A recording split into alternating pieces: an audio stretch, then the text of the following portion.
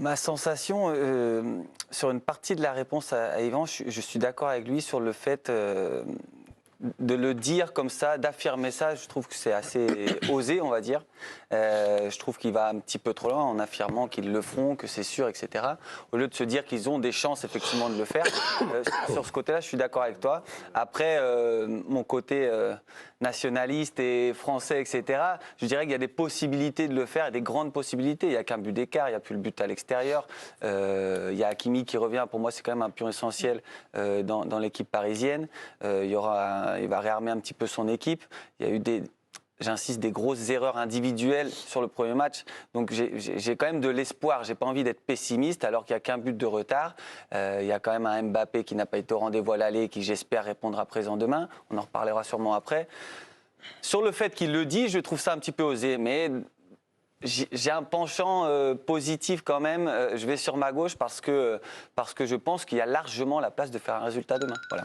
Le point du président va à Pia et on va, avant d'en discuter avec Hugo et Bernard notamment, et puis avec vous tous, on va aller faire un tour du côté de Barcelone. Il s'appelle Giovanni Castaldi. Il est cuit bouilli, il était à ma place hier. Il a pris un avion à 6h du matin et pourtant, il est là, il s'accroche avec brio pour être avec nous. Giovanni, il y a une petite caravane de journalistes du Paris Saint-Germain. Il y a aussi, bien évidemment, les proches du club que vous avez dû croiser à l'occasion de l'entraînement. Justement, cette forme de confiance, est-ce que vous la ressentez ou on est plutôt méfiant ? Bonsoir Timothée, merci pour vos mots. J'y associe Jérémy Janagro qui m'accompagne. Pour ce qui est de l'optimisme, dans le clan des suiveurs du Paris Saint-Germain, il y en a beaucoup qui font l'équipe du soir, donc je ne me permettrai pas de parler à leur place. Quand ils seront en plateau, ils diront ce qu'ils pensaient. Pour ce qui est du club, il y a un discours qui est clair, c'est que voilà, le moral a été touché pendant 2 jours. Luis Enrique l'a confessé, que ce soit le moral des joueurs, mais aussi du staff. Et le monde s'est remis au travail, que c'est des grands joueurs, qu'ils ont de l'ego, qu'ils ont envie de prendre leur revanche. Donc le discours du club, il est ultra positif. Honnêtement, ça se ressent parce que la personnalité de Luis Enrique, qui est pleine de confiance et pleine de calme, fait qu'on a envie d'y croire. Le gros souci avec Luis Enrique, c'est qu'il y a ce qui se passe en conférence de presse et parfois ce qui se passe sur le terrain, et que la promesse, elle n'est pas en rendez-vous, que je trouve que cette équipe a un souci d'identité et qu'elle s'obstine à vouloir constamment avoir le ballon alors qu'elle serait bien meilleure en transition. Là où je trouve que le Barça de Xavi est parfois un peu moins arrogant, qu'il accepte de faire des courbes, parfois il accepte de se replier, de défendre, d'être un peu moins bling-bling, de renier ses idées pour savoir subir quelques temps faibles. Alors il n'y a pas beaucoup d'écart entre les deux équipes, mais je trouve que ce Barça, dans la consistance et par rapport à la forme du moment, part avec un temps d'avance parce qu'ils sont aussi à domicile. Donc je ne suis pas spécialement optimiste pour le PSG. La montagne n'est pas impossible à gravir, mais il faudra faire beaucoup mieux. Et en fait, ça dépendra de la réponse des stars et de l'orgueil, tout simplement. Ça passe du coach à Donnarumma et bien sûr par la star de la rencontre, Kylian Mbappé. Merci Giovanni. Bernard, quand on regarde l'histoire du Paris Saint-Germain, jamais ce club, en ayant perdu à domicile lors du match aller, n'a réussi à renverser la rencontre à l'extérieur au match retour. On peut remonter à Vidéoton en 85 jusqu'au Bayern la saison dernière. Est-ce que pour vous, ça suffit à endiguer les espoirs du Paris Saint-Germain ? Non, parce qu'il y a un début à tout. Toute série est faite pour prendre fin. Après, si on regarde sur le parcours de cette saison en Ligue des Champions du Paris Saint-Germain, c'est vrai que ça n'incite pas trop à l'optimisme. Vous voyez ce qui s'est passé notamment à Newcastle. Mais moi, je mettrais tout ça de côté. Je mettrais aussi les déclarations de Luis Enrique. Je crois que c'est le même entraîneur qui a dit que le Barça, c'était lui. Et on a vu quand même après au match aller où il a pris une leçon de tableau noir de Xavi qui était terrible pour lui dans sa composition d'équipe, dans sa mauvaise gestion des coups de pied arrêtés, etc., etc., etc. Donc ça n'incite pas à l'optimisme. Mais c'est un grand match et dans les grands matchs, il y a toujours des grands joueurs. Et j'ose espérer, défense ou pas défense, que Donnarumma soit un petit peu moins mauvais. Et je pense que Mbappé, surtout qu'il va jouer en Espagne, il peut pas. Je vois pas comment c'est possible qu'Mbappé passe 2 fois d'affilée au travers d'un grand match. Et Mbappé à lui tout seul, il peut carrément te gagner ce match-là et qualifier le Paris Saint-Germain. On parlera tout à l'heure de Kylian Mbappé. Hugo, d'accord, pas d'accord avec le coach du Paris Saint-Germain, avec son optimisme forcené, on a envie de dire ? Plutôt d'accord, et je comprends en fait la méthode, parce qu'il applique la recette qu'il avait appliquée avant la remontada en 2017 quand il était à la tête du Barça, tout simplement. C'est lui en premier en fait, qui a permis, avec la presse catalane, mais qui a permis à ses joueurs d'y croire et qui a fait douter les Parisiens en face. Et c'est exactement la même chose. C'est un des meilleurs coachs, si ce n'est le meilleur, pour activer les ressorts psychologiques, pour agir sur le mental. Et si lui n'insuffle pas ça, qui va le faire? Donc c'est le bourreau de la remontada. Je pense que quand il dit ça, il y croit vraiment. Certes, moi je vois le Barça vraiment favori parce que je les trouve supérieurs collectivement au PSG, mais un but d'avance c'est rien. Il ne faut pas non plus un miracle pour que le PSG se qualifie. C'est pas au Camp Nou, c'est à Montjuïc, donc c'est possible. Bernard l'a dit, les grands joueurs passent rarement 2 fois au travers. Et là, Donnarumma et Mbappé doivent une réponse au PSG. Donc je suis plutôt positif et plutôt d'accord avec ce qu'il a dit. Ouais. Giovanni Castaldi veut vous répondre, Bernard. Pour une fois qu'il veut bosser. Non, mais Bernard, Bernard est souvent bon, mais là il a été excellent parce qu'il a mis le point sur quelque chose d'essentiel. En fait, c'est Xavi. Moi, j'aime plutôt bien Luis Enrique en conférence de presse. Honnêtement, il est marrant, même si parfois il n'est pas toujours sympa avec les journalistes, mais c'est pas très grave. Et d'habitude, il active les bons ressorts. Mais je pense qu'il a fait une faute, mais terrible de communication avec son histoire d'ADN du Barça. Xavi, ça a mis une autre dimension, une rivalité qui était déjà très forte entre le Paris Saint-Germain et les Catalans. On a pu le constater tout au long de l'avant-match au Parc des Princes où clairement on voit bien que ici à Barcelone on n'aime pas le PSG, on n'aime pas ce que représente le Paris Saint-Germain, que c'est un club qu'on adore détester depuis notamment le transfert de Neymar où ça a laissé énormément de traces. L'histoire de Dembélé en a rajouté une couche et que on sait que Luis Enrique et le Barça ça s'est pas très bien terminé. On sait que Xavi avait un gros caractère et parfois il y a eu quelques frictions lorsque Luis Enrique était le coach du FC Barcelone et que je pense qu'avec ses déclarations, il a un peu réveillé une bête qui était endormie parce que le Barça cette saison, même s'ils vont mieux, c'est pas une très grande équipe et que s'il pouvait y avoir une once de relâchement à cause de la communication de Luis Enrique, ils sont remontés comme des coucous et ils adorent encore plus détester le Paris Saint-Germain de Luis Enrique. Donc je pense que là, il s'est tiré une balle dans le pied le coach espagnol. Tout seul, Giovanni, pour être tout à fait précis. Petite précision, la question lui a été posée par un journaliste espagnol, lui disant coach, il y a dans les 8 entraîneurs qui sont en quart de finale de la compétition, 4 entraîneurs qui sont passés par le Barça, Arteta, Guardiola, vous-même et donc Xavi. Ce qui crée une forte identité catalane et on sait qu'ils en sont extrêmement fiers. Lui, c'est un peu gobergé de ça. Ça vous a un peu gêné ? Oui. Moi, ça m'a gêné parce que c'est pas le fait qu'il le dise, à la limite, c'est le ton sur lequel il l'a dit. Parce qu'on a senti une faille en lui, en fait. On a senti une pointe de colère ou une pointe de dans les groupes, tu veux dire? On a senti un truc qui n'était pas complètement maîtrisé. Et j'ai trouvé ça presque un peu malaisant, ce moment. Et c'est vrai que sur le coup, quand moi je vois la conférence de presse en direct, je pense que c'est du deuxième degré, en fait, comme il le fait souvent. Parfois, il a un ton coléreux comme ça, mais en fait, c'est du deuxième degré. Et le soir même, j'avais un journaliste espagnol dans mon émission et je lui dis Manuel, on est d'accord, c'était du deuxième degré. Il me dit ah non, pas du tout, non. Et là, j'ai revu la conférence de presse et je me dis mais attends, mais qu'est-ce qui lui a pris de sortir ça? On se l'est dit avec Paul Giffard et avec ceux avec qui nous préparions cette émission pendant cette conférence de presse, on a eu l'impression qu'il a été sincère et qu'il a été bon quand on lui a posé des questions sur lui-même et sur les louanges que lui avait tressées Xavi et donc sur le Barça. Et que pour le reste, il était un peu fidèle à lui-même, un peu pince sans rire avec les journalistes. Après, c'est son cas à lui, ça. Là, on est en train de parler de sa conférence de presse, de son erreur, etc. Je vois que Giovanni parle de l'impact que ça a sur le match réellement. Oui, pour les supporters, pour les journalistes, etc. Mais vous pensez que Mbappé, que Dembélé, etc., ils en ont quelque chose à faire de ça à l'arrivée? Non, mais les Catalans, oui. Les Catalans, oui. Les joueurs catalans, oui. Non, mais pas tant que ça. Franchement, c'est des jeunes joueurs. Ce qu'il a fait, c'était du très haut niveau. Non, mais c'est très bien ce qu'il a fait. Mais tu crois que les joueurs en eux-mêmes sont en train de penser à la conférence de presse qu'il a dit que c'était le meilleur entraîneur? Ils s'en foutent complètement. À l'aller, je pense que ça a fait perdre des points. Je suis d'accord avec Bernard parce que j'ai assisté à la conférence de presse en direct là, de Xavi après le match gagné au Parc. Et on sentait vraiment qu'il avait... il voulait pas le dire, mais il était très content d'avoir battu Luis Enrique. Ça, c'est normal. Mais ça, il répondait à côté à chaque question sur Luis Enrique. Mais on sentait qu'il avait préparé son truc et qu'il avait été piqué par les déclarations de Luis Enrique et qu'il n'y avait pas besoin de faire ça en fait. Parce qu'il a été piqué, il a réussi à mobiliser ses joueurs autour de ça, autour de ses déclarations, je pense.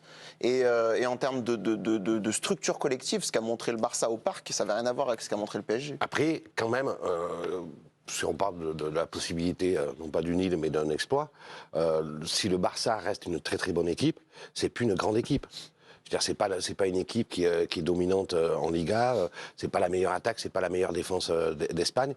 C'est une équipe qui est accessible pour le Paris Saint-Germain. Bah oui. Tu jouerais l'autre tableau, Manchester City ou le Real, je te dis, je te tiendrai un tout autre discours, parce que tu joues pas tout seul au ballon, tu as une adversité, et l'adversité du Barça, j'insiste là-dessus, ça reste une très très bonne équipe, mais qui est à la portée du Paris Saint-Germain. Mais ils sont revenus depuis 2 mois. Ça fait 2 mois qu'ils sont Oui, quand même non, beaucoup mieux.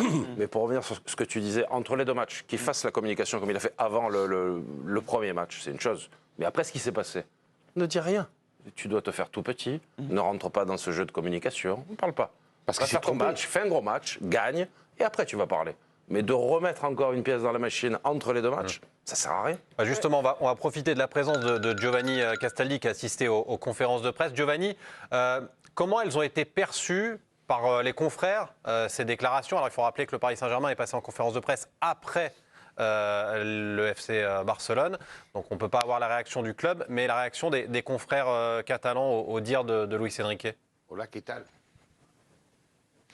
Bah, ils ont toujours avec Luis Enrique, enfin ils ont l'habitude du personnage. Il est respecté quand même ici à Barcelone. Il est respecté pour d'autres que il y a son passage à Barcelone, mais c'est surtout sur ses prises de position parce que c'est quelqu'un qui parle beaucoup du Real Madrid en mal et ça plaît ici à Barcelone. Après on a l'habitude de sa communication, mais tout le monde a admis et alors je comprends ce que veut dire Étienne. Il a commis des fautes parce qu'il a piqué en fait au vif dans son ego Xavi et que Xavi, ça fait déjà plusieurs mois qu'il fédère parce que à partir du moment où il a annoncé son départ, et le rapport avec ses joueurs est totalement différent, que son rapport au groupe a changé et que vraiment ils ont fait corps autour de leur entraîneur. Alors il n'y a pas énormément de marge, l'écart est mince, on n'arrête pas de le dire, mais c'est sur des petits détails comme ça où effectivement je pense que la com de Luis Enrique, ça lui rend pas service de rentrer dans cette guerre d'ego avec Xavi pour dire de toute façon moi j'ai fait mieux, c'est moi j'ai fait gagner la Ligue des Champions au FC Barcelone et pas toi en fait. Il a absolument pas besoin de ça. Il fait naître des choses qui n'ont pas lieu d'être. Donc c'est un peu dommage. Surtout que le Barça, Et c'est tout le monde Cruyff. le partage ici en tout cas. Bernard. Le Barça, c'est Cruyff. Je veux dire, à un moment, après le reste, ils sont passés après. Parce que la révolution du Barça, c'est Johan Cruyff. Voilà. L'ADN du Barça, c'est Luis Enrique. Non, c'est faux. Historiquement, c'est faux. Le reste ne serait que des disciples potentiellement. Brillantissime Oui, disciple. oui. Comme toi, tu peux peut-être l'être d'olivier Ménard. On c'est la jugera. soirée des faillots. C'est la soirée des faillots. l'histoire avec un grand H. Là, on a La comparé thématique. Cruyff à Olivier Ménard. On a comparé Olivier Ménard à Cruyff un peu. C'est ce qu'on a fait là. Olivier Ménard, il est le Cruyff l'équipe du soir. de c'est l'équipe Johan du Cruyff, soir. Cruyff, qui l'équipe du soir. a été au Barça, oui. Enfin, Franchement, c'est pas Hugo, faux. Et on l'embrasse. des portes ouvertes, là. Il y a une donnée à laquelle je suis assez sensible, c'est aussi le poids de l'histoire. Quand on arrive à ce stade de la compétition, et de fait, le Paris Saint-Germain, qui est un jeune club, certes, s'est imposé comme un grand d'Europe ces dernières saisons, mais comparé au Barça, les stats sont quand même différentes. Le Paris Saint-Germain, c'est 14 participations en Ligue des Champions, une finale. Le Barça, c'est 34 participations en Ligue des Champions, 8 finales, 5 victoires. Est-ce que ça peut avoir du poids à ce moment-là ou non, Pia, je vois que On vous n'a me pas regardez le nombre en... d'années d'existence, donc c'est des chiffres qui... Voilà, on n'a que 54 ans d'existence. Bien fait sûr que déjà le Paris 14, Saint-Germain est un jeune club. Bah ouais, c'est pour ça, on ne peut pas comparer les deux. Mais en fait, le truc, c'est qu'à force de dire que le Paris Saint-Germain n'est pas au niveau, etc., il y a bien un jour où ils vont finir par l'être. Et ce jour, il approche. On n'en a jamais été aussi près. Alors peut-être que c'est dans 10 ans, peut-être que c'est cette année, peut-être que c'est dans 3 ans, mais ça approche. Et je voudrais quand même dire un truc par rapport à l'ADN du Paris Saint-Germain. C'est vrai qu'on ne fait pas de remontée à l'extérieur en Coupe d'Europe, mais c'est aussi vrai qu'on a fait des remontées légendaires dans notre équipe et qu'on a ça dans notre ADN. Alors effectivement, c'était au Parc des Princes, mais si vous prenez par exemple la remontée contre le Real en 93, avec la tête de Comboiré à la dernière minute, ce match-là, les supporters m'en reparlent quasiment toutes les semaines. C'est-à-dire que c'est dans l'ADN du Paris Saint-Germain et les supporters, ceux qui ont vu ce match, ils sont encore là, ils sont encore au stade, ils sont encore vivants. Donc c'est pas. Non mais c'est un truc qui est super important. On n'est pas non plus un club qui s'est fait marcher dessus pendant toute notre histoire. On a été un des meilleurs clubs européens dans les années 90. Mais moi, ça existe C'était pas le aussi. Real Madrid qui venait d'enchaîner 3 en Ligue des Champions non plus, qu'ils ont joué à cette Non mais bon, période-là. le Barça c'est pareil, ils enchaînent pas 3 Ligues des Champions Bien ces sûr. 3 dernières années. Donc voilà. Mais il y a un autre effectif quand même aujourd'hui. Mais je suis sensible au fait que vous disiez quand même que c'est pas le meilleur Barça de ces dernières années, parce que déjà c'est vrai, mais parce que je pense que c'est ce qu'on va entendre demain si le Paris Saint-Germain gagne et élimine le Barça, parce que tout le monde va dire oui, mais en même temps c'était un Barça tout pourri, qui n'était pas en forme, etc. Moi, j'ai jamais dit ça. Je parle pas pour toi, Bernard. Non, moi, j'ai jamais Mais dit ça. je C'est pas un Barça sais déjà tout à l'avance qu'aujourd'hui on dit qu'ils vont perdre, Non, mais- et demain s'ils gagnent, on dira que Non, c'est mais parce s'ils gagnent, ils seront en demi-finale. Ça sera formidable. Il n'y a personne qui va amenuiser on verra. la Tu victoire. as Mais après, pour raison de revenir comparer sur les années, de dire c'est vrai que tu peux C'est pas juste comparer pour un club qui a corriger 100 ans sur l'ADN, et tu vois. C'est vrai. Mais il y a aussi des clubs qui ont un ADN Coupe d'Europe, qui ont une culture de la Coupe d'Europe, C'est pas la et même d'autres chose. qui l'ont pas. Et PSG aujourd'hui, tu peux pas dire que ça transpire dans les veines de cet ADN. Ça vient, de la Coupe d'Europe. ça vient doucement mais sûrement, mais Plus c'est que ce encore un plus jeune que club. ce qu'on Un jour, ça entend- viendra. Voilà. Plus Mais- que ce qu'on entend dans Il faut un les peu plus médias un jour souvent. ça viendra, quoi. Tu vois, il faut qu'il y ait quelque chose pour que ça vienne. Non, mais- Les Et épopées c'est la européennes, on en a préparation, vécu, c'est ça que je veux c'est dire. se présenter le jour J et le soir en question en étant bon. C'est les joueurs de très haut niveau, le gardien de but qui est champion d'Europe, etc., de ne pas faire de conneries un soir comme ça. Le grand joueur Mbappé de faire ses 2 buts, etc. etc. Et jusqu'à maintenant, il ne se présente pas comme ça. Courte victoire du marquis Yvan Lemay face à Pia Clément, 54-46. Bernard, vous vouliez rajouter quelque chose? Non, je voulais faire une différence parce qu'il y a souvent un mal donne entre histoire et culture. C'est pas du tout la même chose. On a beaucoup de clubs, nous, en France, qui ont une vraie histoire de Coupe d'Europe, le FC Nantes, la Saint-Etienne, etc. Mais moi, je retiens la culture. La culture, c'est quelque chose de contemporain. Alors, effectivement, le Barça, d'un côté, c'est une histoire, mais le Paris Saint-Germain, sur la dernière décennie, les Parisiens sont arrivés à acquérir une culture Coupe d'Europe. Et la culture, c'est quand tu la joues toutes les années. Et ça, le Paris Saint-Germain, ils ont ça. Ils se sont nourris de leurs défaites incroyables, mais aussi de leur permanence d'arriver régulièrement en quart de finale, de faire une demi-finale, une Et il y finale, a eu des etc. très belles victoires aussi, il faut Donc pas les oublier. je trouve que sur l'histoire contemporaine, ça s'équilibre. Et je prends toujours l'exemple dans les pays de l'Est, où nous, on dit, on va jouer dans Karabakh, on était ensemble en Azerbaïdjan, on dit, ah oui, mais c'est une petite équipe, etc. Ils n'ont pas d'histoire européenne. Oui, mais ils ont une culture. Parce que ce sont des clubs qui, toutes les années, Chaque année. font la Coupe d'Europe, toutes les années. Et ça toutes va les années. aborder ces Oui, mais- Et compétitions. ça va aborder ces compétitions. Il y a faire Et la on Coupe dit- d'Europe jusqu'en 8e ou en quart, il y a aller en finale. Non, mais Il y a- on dit- non, mais il y a culture et expérience. Parce que quand tu as des Il y a Gundogan, culture et De histoire. Jong, Ter Stegen, t'as pas ça au PSG. Il y a un petit déficit d'expérience au plus haut niveau, je trouve. Marquinhos, Au PSG, Mais Mbappé, cette il a saison- fait des cette finales saison- de Coupe du Non, Monde. cette saison, Vitinha, Ruiz, Zahir Emery, c'est pas. C'est pas une compétition qu'ils maîtrisent. C'est pas la compétition qu'ils maîtrisent. Mais en fait, ce qu'il y a aussi, c'est qu'on le savait dès le début de la saison, et aujourd'hui c'est évidemment encore le cas, cette équipe n'est pas homogène, l'équipe du Paris Saint-Germain. Il y a des joueurs qui ont le niveau Ligue des Champions, il y a des joueurs qui n'ont pas le niveau Ligue des Champions, il faut dire les choses telles qu'elles sont. Donc Balance on les compose... Hein Balance les noms. Bah, si tu veux, je peux te faire une liste, ouais, pas de problème. On peut se dire que, a priori, le projet avec Luis Enrique, c'est censé être un projet sur plusieurs saisons. Et Ah. Luis Enrique a déjà dit La plusieurs fameuse fois, année de transition. bah, On est en c'est une- reconstruction. C'est une réalité. C'est Mais non, une c'est pas réalité. Mais bien sûr C'est que la si. réalité de tous les clubs, toutes les années. À part les très très grands clubs. Un club le qui a le Real, même coach il pendant reste- 5 ans, qui a Guardiola depuis 5 ans sur Mais son parce banc, que- tu crois que mais- c'est mais la parce même situation que le PSG où on avait Galtier et Pochettino les 2 années Mais parce précédentes? que le Bayern, ça fait 10 ans qu'ils ont le même entraîneur. Je crois pas, non. Je crois pas. À part quelques clubs en Europe, Manchester City, le Real, qui a une permanence au niveau de l'effectif, de l'ossature d'équipe. Je veux dire, tous Écoute, les Bernard, clubs, ils changent. Vu la Sur toutes les années. complexité de ce que Luis Enrique essaye de mettre en place au niveau tactique, c'était une évidence que les joueurs n'absorberaient pas ça en une seule saison. C'est oui, alors- complexe. alors C'est là, un peu on peut trop en parler. complexe parfois. Oui, je suis d'accord avec toi, surtout Un sur le joueur match peut se aller. perdre. Mais non, Même nous, et on même s'est sur d'autres perdu. matchs. Mais ouais, Non, mais le c'est- turnover, même un dans entraîneur l'effectif- peut se le perdre. turnover dans l'effectif a été énorme. Il y a 12 Non, mais nouveaux joueurs. c'est très dur. En plus, c'est pas de l'accepter, mais c'est d'avoir des sensations, d'avoir une Ah équipe ouais. type un peu qui se dégage ou 14 Sur le joueurs match qui se aller, dégagent. c'est évident. Et de temps en temps, quand tu es joueur, tu te perds un petit peu. hein. Oui, mais même les entraîneurs se perdent. J'en connais un il n'y a pas si longtemps. Il a changé le positionnement de 5 joueurs à la mi-temps d'un quart de finale de Ligue des Champions. C'est Luis Enrique. Ça, c'est pas la faute des joueurs. Bah, du coup, Qu'est-ce c'était qui- mieux qu'est-ce- après. Yvan, pour conclure. Qu'est-ce qui te fait Ouais, gagner c'était la mieux. Ligue Quand tu regardes qui gagne la Ligue des Champions, Madrid, ils en ont 13, je pense. AC Milan en a 7. AC Milan, ils ont créé 13 ballons d'or. Real Madrid, probablement plus. Nous deux. Donc, Wea et Ronaldinho. donc qu'est-ce que c'est? C'est une assise, une base d'équipe, mais à ce niveau-là, quand il y a un quart en demi-finale de la Ligue des Champions, tout le monde a une assise d'équipe. Après, c'est les 2-3 joueurs au-dessus du lot qui assument le soir en question. Et c'est pour ça qu'on dit toujours, on ne peut pas programmer de gagner une Ligue des Champions.